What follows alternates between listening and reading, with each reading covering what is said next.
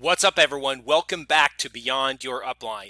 Today's episode, I'm going to be covering the second shortcut that top earners use to accelerate their results, but they don't tell anybody about. How do you build a successful business in network marketing when everyone you know thinks it's a scam?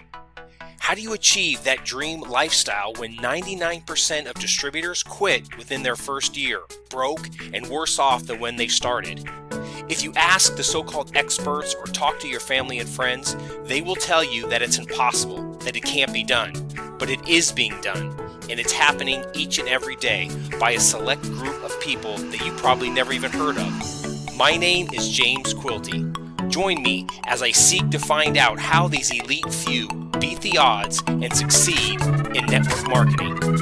Welcome to Beyond Your Upline.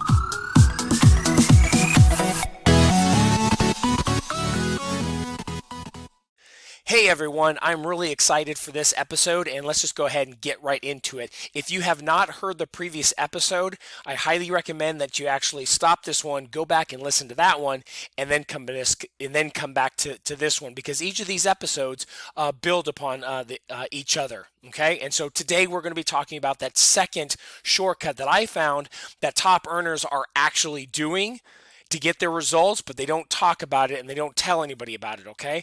But before we get into that, I want to share a quick backstory with you. So a few years ago, I was previously married, and unfortunately, my ex-wife and I, we split up, and we had a 13-month-old daughter at the time, and it was, to say the least, it was very, very devastating, right? When I got married, I wanted to be married forever.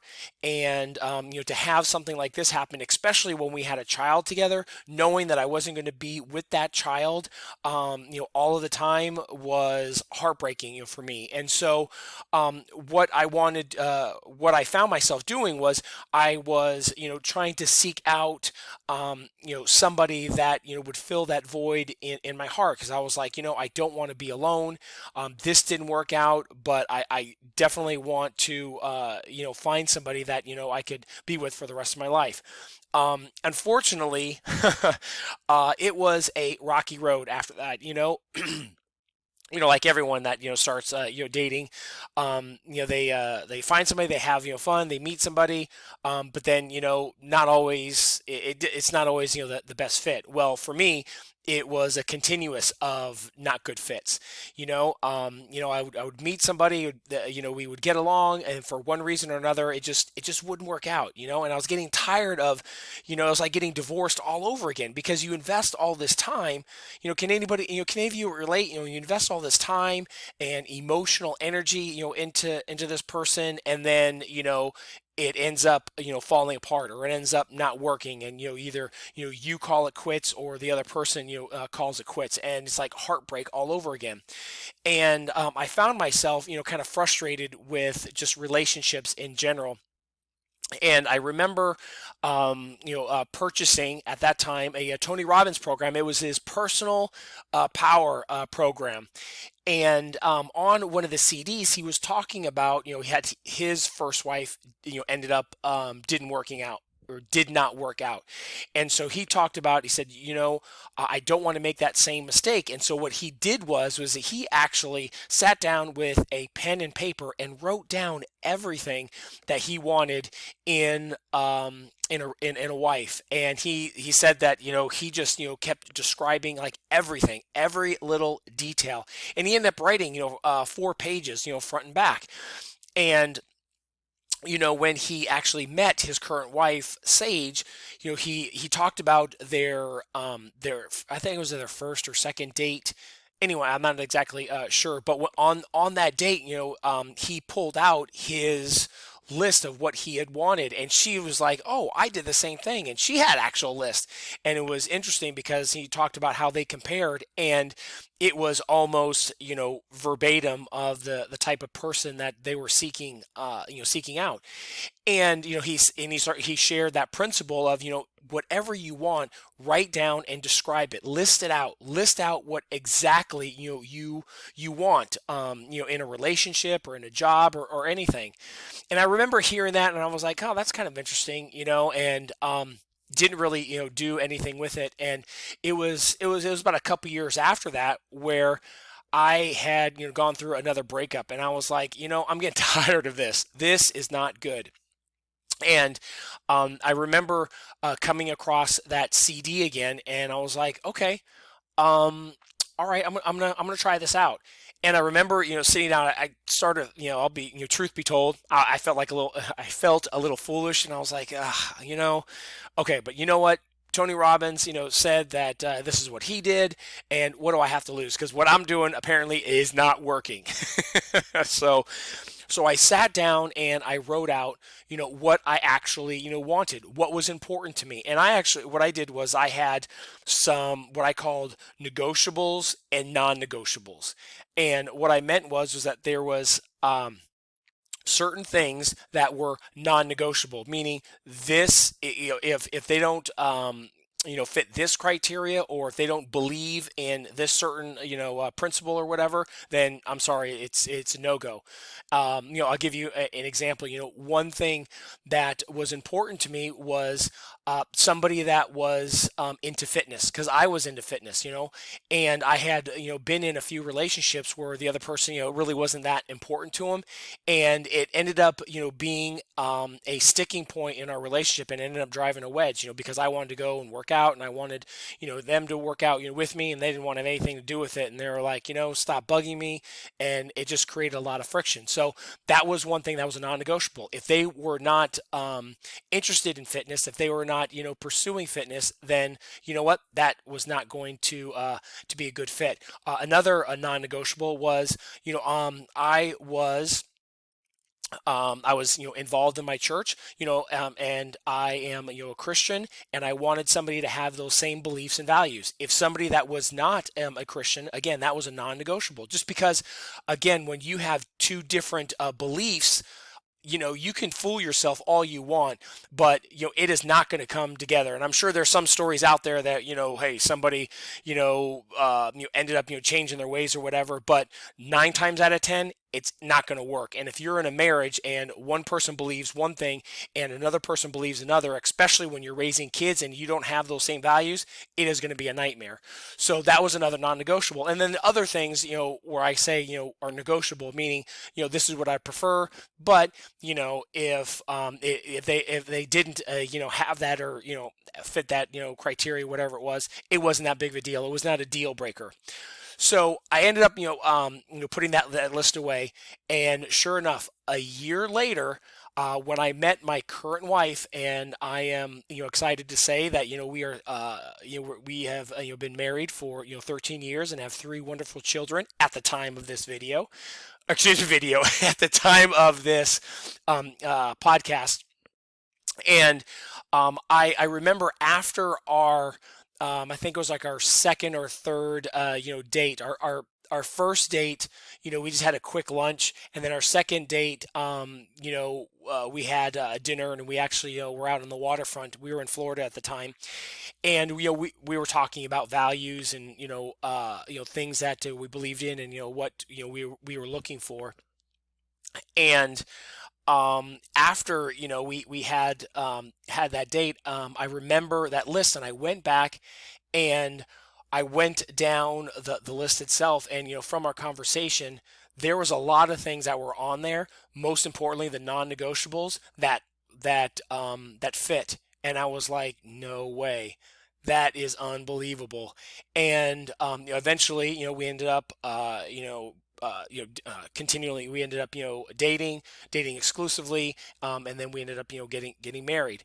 And so I share that with you because when I started, studying the top earners, not only today, but also in the past, one of the things that they did that went diametrically opposite to what we are taught by our upline is that they did not go after everybody. They went after a specific target market. And in marketing, that's what they're called, somebody with a specific problem or a specific need, right? That one of their product or services would actually solve. And so they were not, casting this huge wide net. No, they were zeroing in all of their efforts on a particular problem, somebody that had this issue.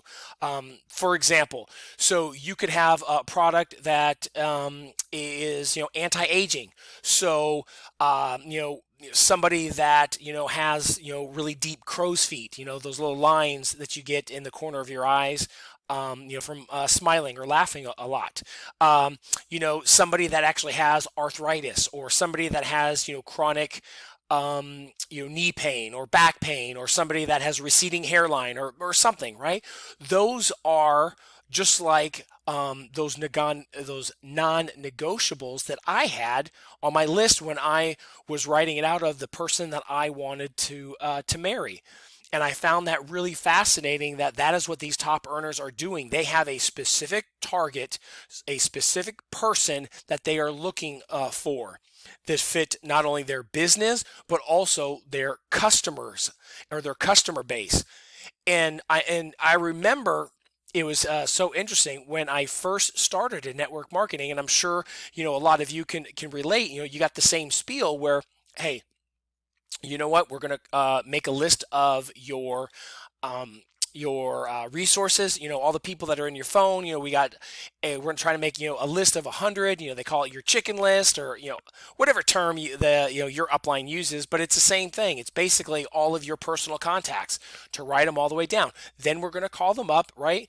And the spiel usually goes, hey, hey, Joe, hey, how's it going? I haven't really, been, you haven't really, or I haven't talked to you in a while. And the reason why I'm calling is because, I had just started this new business. I'm looking for, a few, people that I could help, or that have this issue, that would be willing to try something out for me.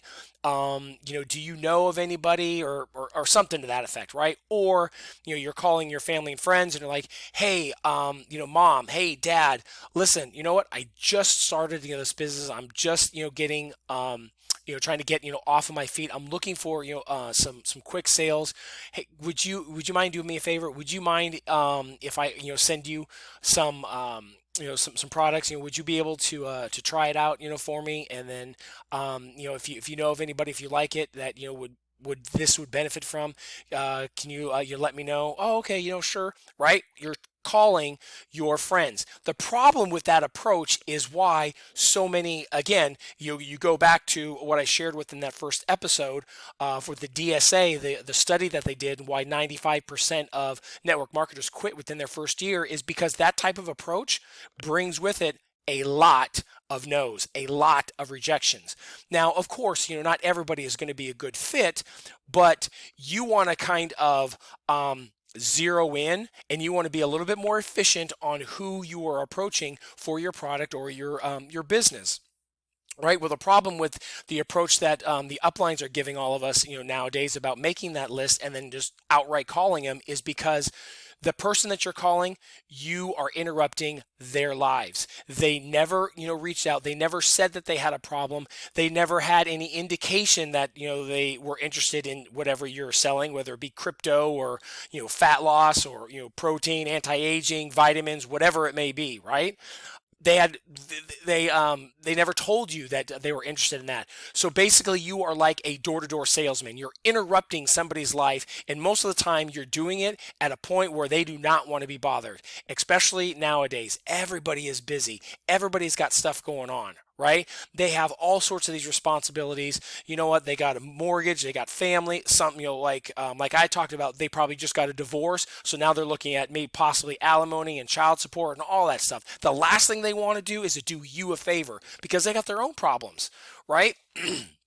So when you do that wide net casting, it brings with a lot of rejection and a lot of resentment with the people that you're contacting, because they're like, in the back of their mind, of course, they're going to be polite, but most of the time in the back of their mind, it's like, dude, what the heck is this guy or this girl, calling me for? You know what? I haven't heard with him in X amount of, whatever. Or this is, God, he's calling me again. This is like the third or fourth time or the 15th time that, he's starting a new business. You know what? I don't want to have anything to do with that. And so then they start ghosting you and they don't call you back, or they don't return any of your phone calls, or they say, yeah, you know what? Let me get back to you, and you never hear from them again. And the reason for that is because it's like you're going door to door and you're hoping that somebody is going to have an interest. Would you like to buy my product? Would you like to buy my product? Would you like to buy my product? Okay.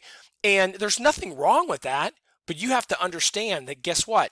You're going to have to go through a lot of people, because you're just doing a whole lot of sifting, and you're wasting a lot of your time on people that you shouldn't even be focusing on, right? So what these leaders do in order to accelerate their results is, like I said before, they have a specific person in mind that they want to focus on, that they want to help. And another thing that they do is that they don't use a whole lot of products, and they don't just say, hey, here's our company, we got this product, and you know what, and you could just choose whatever you would like. They don't do that. They take one problem that they really want to, and most of the time what they do is they'll focus on a problem that they had that their product actually solved for them, or that their company had a really good before and after story or testimonial that this solved with. Okay, you can use that as well. If you don't have any results, you're personally yourself, I know your companies have a testimonial that you can use and that you can refer back to, but they have one problem that they focus in on, and they use that problem to use one product, or a very small combination of products, like maybe one or two, no more than about three, that they'll use to focus in on that problem, and that is all that they're going after. So if you, like, say, for example, I'll use me, like when I was dating. So if I only wanted, let's just say, blondes, right? I'll just use that as an example. If I only was looking to date, or the only person I wanted to marry wanted to have blonde hair, do you think that I'm going to waste my time on somebody that is a redhead or a brunette? No, of course not. I'm going to be focusing in on only the people that actually have blonde hair, right? And it's the same thing with your business. So instead of calling anybody and everybody, or trying to Facebook message everybody and all of your friends, guess what? You sit down and you write out, or you decide, what problem do I want to solve? Or what problem do I want to help people with? What product I have that can be used as a solution? Okay, let's say you have bad eyesight, and one of your products fixed your eyesight, or it improved it by, I don't know, 10, 20% or something like that, or you don't have to wear reading glasses anymore. That's awesome. So now you're looking for people that have bad eyesight, that are continually frustrated with having to wear glasses, or constantly spending money on contacts, right? That narrows it down, because you're not going to be looking for somebody that is not wearing glasses. You're not going to look for somebody that has 20/20 vision. Correct? So now you're focusing on those people. So now the conversation will be so much different. So now your level of success has just been multiplied. Does that make any sense? And it made so much sense when I learned that, when I found that out, when I realized that, I was like, wow, that makes so much sense. Excuse me. Because there were certain girls that I didn't want to have anything to do with, that I wasn't interested in. It wasn't that they were not good people, but I was not interested in them, right? So I did not pursue them. Why didn't I apply what I did in my dating life to my network marketing business? And so that is that second shortcut, is that top leaders focus in on one product, and they focus in on the product that will solve one problem. They focus in on somebody with a specific need and desire. So that way they cut out all of the riffraff and they completely eliminate all of the unnecessary rejection. Because I know rejection is a very big thing in this business, and the reason why it's such a big issue is because, you know what? Every time somebody gets rejected, a little piece of them, and I don't care who it is, it's just like dating. You get rejected, that bothers you. You know what? You go out and you ask a girl to dance or something like that, or if there's any females that are listening to this, and you go and you ask somebody else out or whatever, right? Swiping left or swiping right, whatever it is, that they're doing these days. But the point is, when somebody turns you down, or somebody says no, or somebody says that they're not interested, or they said, yeah, I'd love to do that, and they don't return any of your phone calls, or they don't show up for your date or something like that. I've had that happen before. Guess what? You know what? That takes a little bit away from your confidence. It takes a little. It's a little chink in your armor, and that happens over and over again. Guess what? Your status goes down. Your confidence goes down. So then you're left with, God, why do I want to go back in the marketplace? Why do I want to start, calling my friends just so they can, make fun of me, or they can turn me down, or they can say, dude, stop. What you're doing is ridiculous. That's a big scam. That's a pyramid scheme, right? We've all heard it before, and it's because we're talking to the wrong people. We're talking to people that we never should have approached in the first place. So that's what I wanted to share with you is, if you want to accelerate your results, just like those top earners, instead of just going for anybody and everybody, you would get more success, and you would be much more successful if you sat down and you decided, who do I want to help? What problem do I want to solve? And then your product or service that you are marketing is going to be used as a solution for that. And that, not only that, is because then you're not going to be talking to people that have no clue on what you're doing. You're only going to be focusing in on those people that actually have that problem, and you are going to see a lot better results than if you were just, casting that huge net, talking to anybody and everybody. And I know our companies are telling us, it's just a numbers game. And they're right. It is true. But I also know this by studying from the top marketers in the world that make 7, 8, and 9 figure a year income each and every year in their business. And Dan Kennedy said this. Excuse me. He said, if you try to market to everybody, you are marketing to nobody. The person that tries to be everything to everybody is nothing to nobody. Does that make sense? That means that if you're trying to do it all and be everything to everybody or capture everything, you're the one that's going to end up with an absolute zero, which is why most network marketers quit, because that's what they're doing. They're following the advice of their uplines. Unfortunately, the uplines are giving them advice that they learned from their upline, and they are not getting the true results that they wanted, because that is not how sales and marketing work in the real world. Those people that are super successful, that's what they do. And like in that first episode, they have that system that's put together, right, to get those people to them, the specific people that they want to talk to that are in their target market. And now they know that this person has this problem or has this desire to solve this problem. So it's a much different conversation to be talking with them about. So instead of like, hey, I'm just starting this new business, would you mind taking a look at it? Now you're like, okay, John, how can I help you? You said that you had this problem. What can I do for you? And so now they are trying to sell you on, can you help me? Can I buy, what do you have? A much different approach, and a much different way of doing things. And it's a much, I would say, a much better way, because not only does it build your confidence, because now you're not a pest. You are not somebody who's being a pest. You are a welcome guest, as Dan Kennedy would say, because now you are providing more value into the marketplace. Does it make any sense? I hope this has helped. I'm really excited to continue on this series, and if you got any type of value with this, please subscribe or leave a comment down below. I'd really love to hear what you have to say, and if you have any questions, again, leave them as well. And I promise I'll do my best to get back to you. So that's all that I have for today's episode. I'm super excited to give you part 3 in the next episode. You have an awesome day. I'll see you soon. Bye-bye.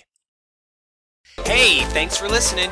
If you want to hear more of how the top income earners are actually building their network marketing business beyond their family and friends, please subscribe so you don't miss any of the secret hacks that I uncover.